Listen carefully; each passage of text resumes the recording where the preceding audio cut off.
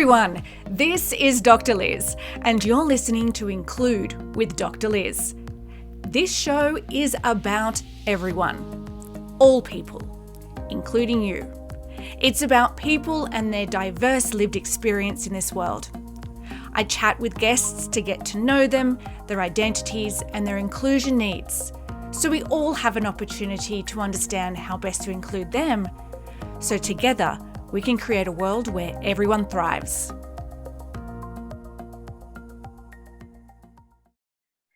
Daniel is a law graduating, never settling, one-of-a-kind, insightful solutions architect who avoids eating vegetables. Identifying as a religious minority with chronic physical and mental illness and disabilities, Daniel co-founded and leads a non-profit organization. Welcome, Daniel. Thank you for having me. I'm so just overjoyed to be here having this conversation with you. I'm so grateful that you could spare the time for me. Now, I want to start by asking, so you're a law graduate. Why law? You know, I actually wondered that for a while. I went several other directions before I even applied to law school because I didn't think I could do it. And finally, in my mid-30s, I had kind of made a name for myself as being an advocate, somebody who was constantly learning, trying to share the message of helping people break through various accessibility barriers. And a couple of mentors who didn't know each other came to me within 48 hours of each other and said, "You're smart, you're articulate, you're a great advocate. Why wouldn't you consider going to law school?" And I said, I don't know that I'm smart enough. I don't know that I have the skills. I don't know that my chronic illnesses and such that we're going to discuss in a moment would allow me to.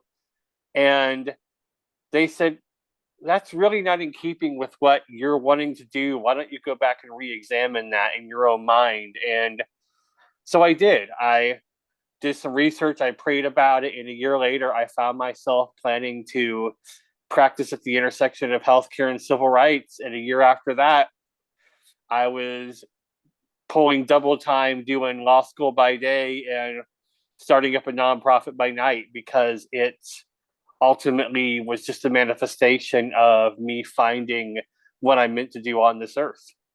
Well, congratulations on finding firstly the self-belief, but then also the tenacity to get your way through that degree. I can't let it go that you said you didn't think you could do it. Tell me why you didn't think you could do it. The fact that I'm blind, which means I have to deal with things in a non-print format generally when I'm reading. So I knew there'd be some accessibility barriers. I do have some chronic conditions, including one that's called Ehlers-Danlos, which is a connective tissue disorder, which means that the collagen, or effectively the glue of the body, in my case, either there isn't enough or what there is isn't structured properly. They haven't really identified that yet, but nevertheless, that leads to a lot of chronic pain, chronic fatigue, a slew of surgeries. And then the last point is,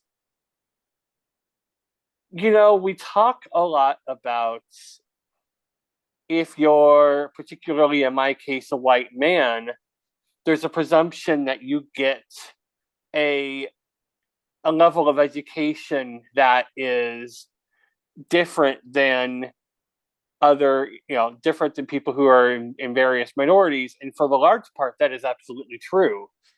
But when you throw in blindness and some of the ADHD and other things into the mix, my education was not on par with my sighted, non-disabled peers, to the point where my parents actually decided that they were going to try to homeschool me, couldn't find accessible materials, and long story short, grades 7 through 11 were just an absolute disaster trying to get me any kind of academic instruction.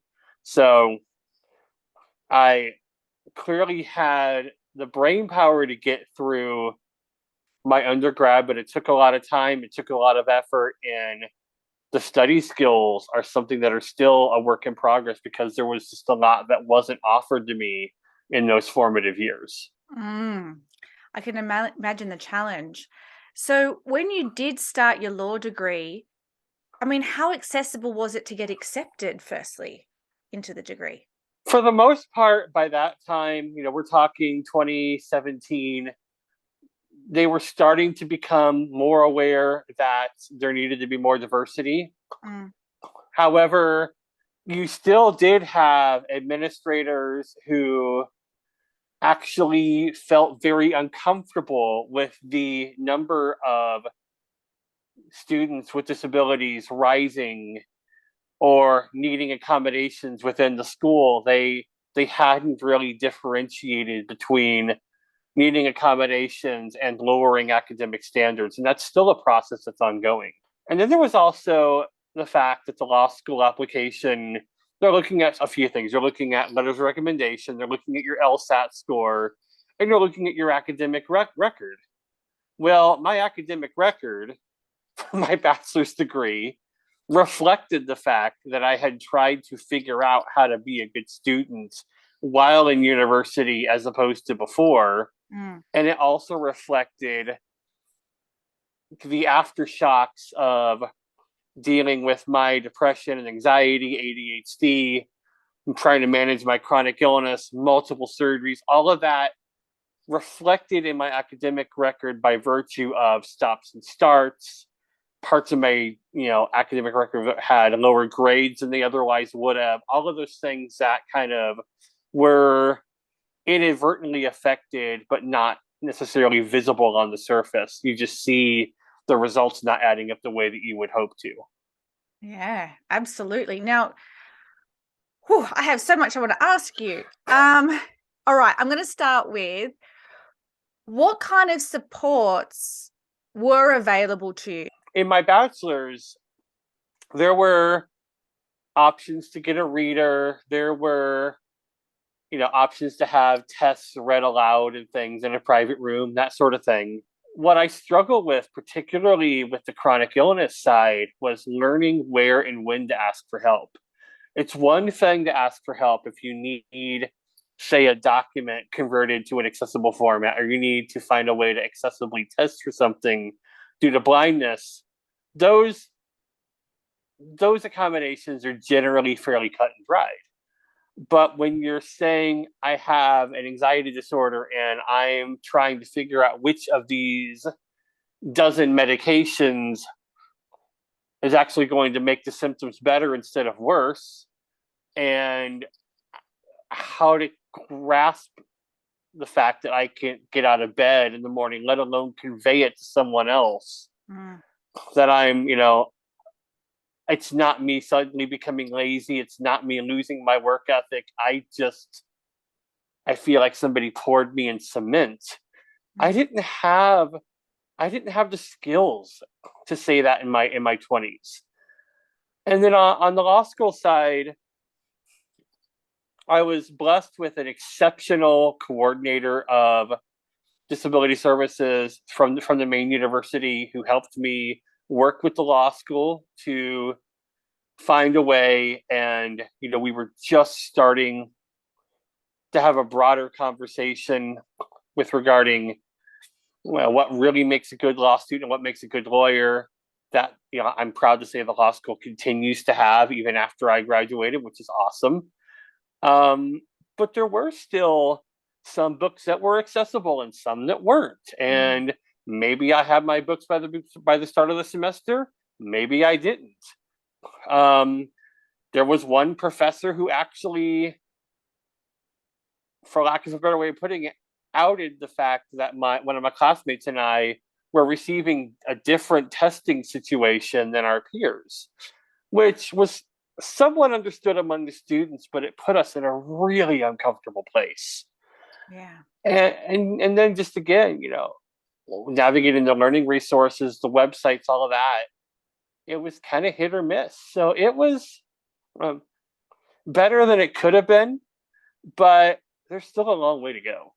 100%, because particularly most of the examples you gave us was the accommodations and adjustments around the testing process. But what about the learning process? I mean, isn't that more important than the testing? Yeah, It's one thing to scoot through your undergrad and maybe you have your book, maybe you pretend you read it, maybe you don't. Maybe I'm you go to guilty of lectures, that. maybe you don't. Exactly. Law school is a totally different beast. If you're sitting there with a professor who really likes the Socratic method, where they're shuffling a deck of cards, and if your name comes up, you're going to be on the hot seat for 20 minutes, telling the professor why this case did or didn't go the way it should have. You had better have read your materials that day, and that means you better have had your materials accessible and available to you beforehand. And, also, I have to give almost all of my professors mad credit here, because a few of them were truly exceptional in the fact that they came up to the other blind classmate and I at the beginning of the semester and said, I've never had a blind student before, but if you'll share with me what you need, I will do my best to make sure that you're treated fairly. You have the rigor, but you also aren't asked to do things that are unreasonable. That was the perfect way to do it. I say that, though, as somebody with a visible disability primarily. When it comes to the chronic pain, when I had a significant flare up in my hands and wrist in my third semester of law school, I actually did have to go to the faculty individually and say, I know that writing is a necessary skill as a lawyer. I'm not asking you to take away the writing requirements. That would be unreasonable. But please understand, right now and for the foreseeable future, while I work with doctors to get this figured out, I can barely move a few fingers and or my wrist without excruciating pain. So I'm doing my best to meet the requirements. So here's what's going on. How can we fix this going forward? And what most people don't know is that the majority of individuals living in the world with disabilities actually have what we call invisible disabilities. And so they're they're faced with the additional challenge of figuring out when and where to self-disclose and hoping that the conversation doesn't go sideways. Can I ask, when you did bring that up with the administration around your fine motor skills and your ability to use your hands to write, was it received as a valid need as much your ability to see?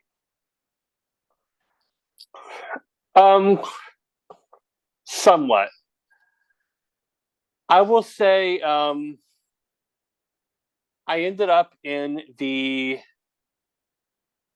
emergency room the night before my first final was supposed to happen, trying to get the inflammation back under control and getting a prescription for corticosteroids and such.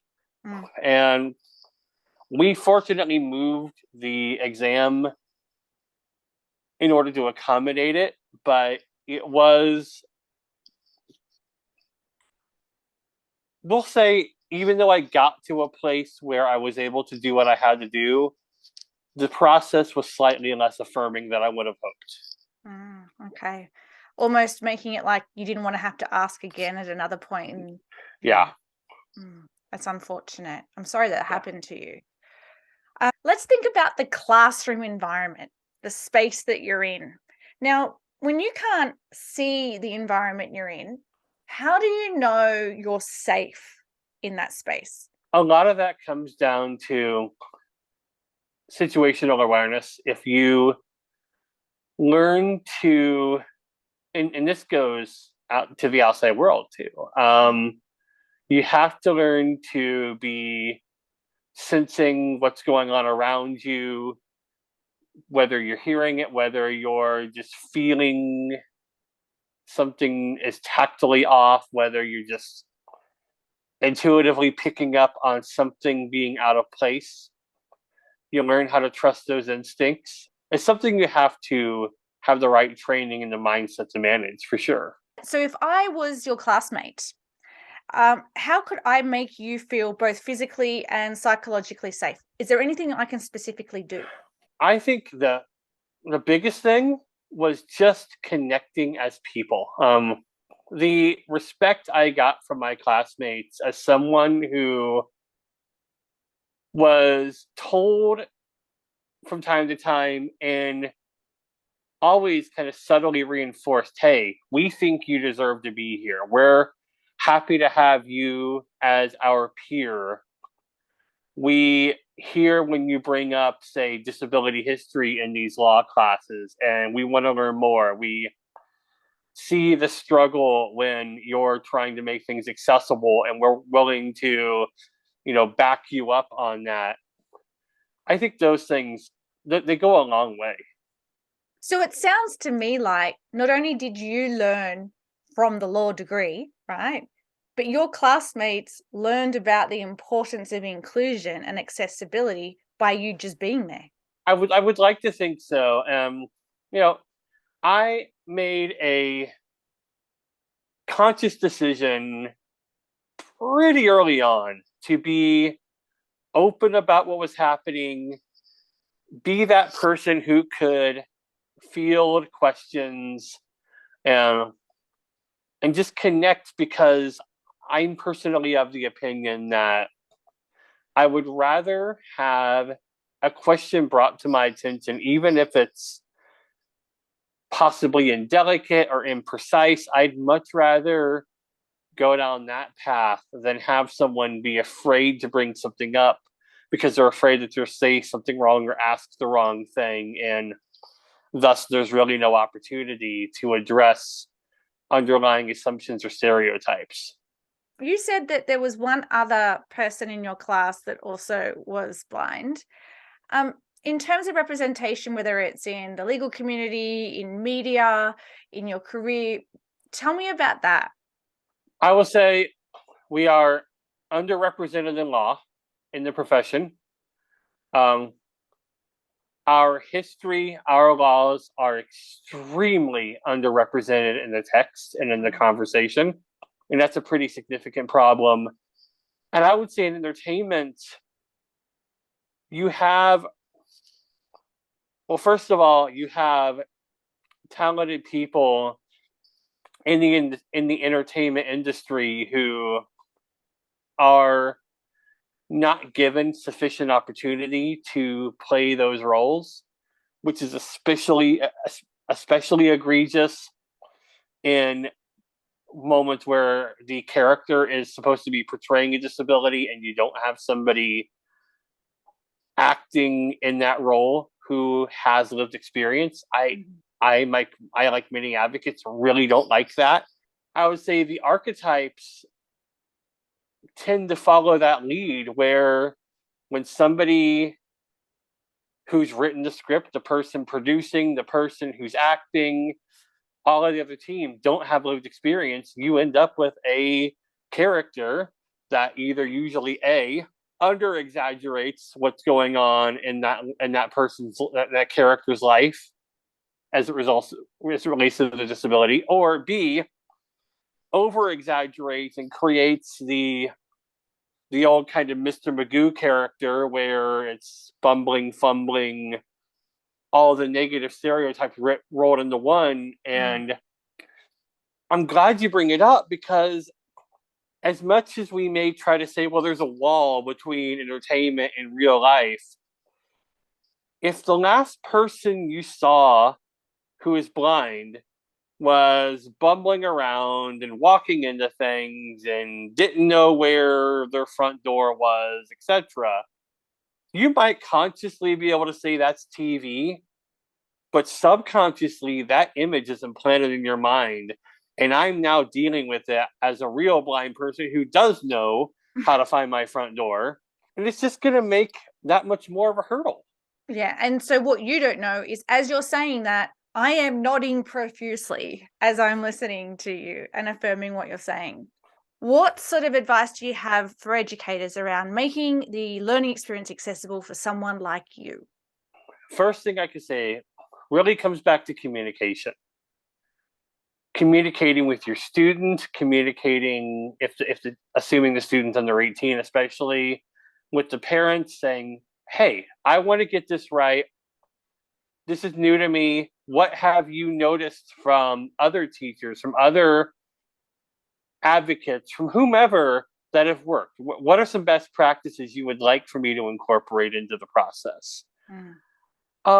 Another thing is, back when I was running into the problems that I ran into as a kid, we're talking before Google, before the internet was ubiquitous. There really wasn't a good place for my parents or for the school district to go that they were aware of to find out what to do. We don't have that problem now. What you're dealing with, there is a problem to be solved by virtue of the materials, but there is not a problem to be solved by virtue of the students. That's a huge distinction. Yes, there is. And then the other thing is saying, as you're working through that process, never forget that that student is not just that disability, is not just that difference. That student is a human being who is comprised of many, many identities and characteristics that all deserve attention, that all deserve respect, and that all play a role in figuring out what's going to be best. What about in the workplace? What are some of the things that organizations can do to provide environments where you can thrive? First thing first, stop and ask from the other person's perspective, how do you do this? Not can you, because that's a close-ended conversation. It's a close-ended question. How do you do this assumes competence, and it's an open-ended question. Now, when they start talking about alternative techniques or different ways of doing things, stop and listen and think to yourself, not only might these techniques make that person able to do that task on par, but those alternative techniques may actually be more efficient than standard protocol. And what I try to do through my interactions with them is understand, again, much like with educators, we're solving a problem with regard to design, not people. The old type of making accessibility a priority is expensive and difficult is not universally necessarily, but the vast majority of the time actually overblown and not true. I absolutely agree with you.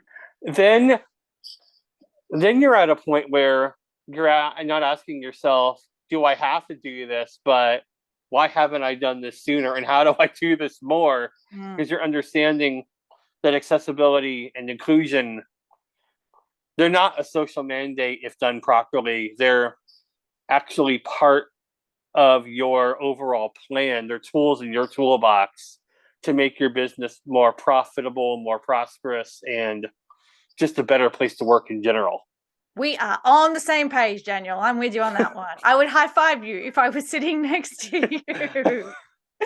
One of the problems that we find when organizations decide that they want to increase diversity of their employee base, and then they go and hire some people of diversity. So it's one thing to hire you, it's another one to create a great experience for you to thrive. Now, you have talked about organizational structures or an organizational approach to inclusion, but let's get a little more micro here. If you landed in my team, whether I'm your manager or your colleague, what are some things that I can do to make you feel that you matter, that you're valued, that you belong, and so that you can thrive?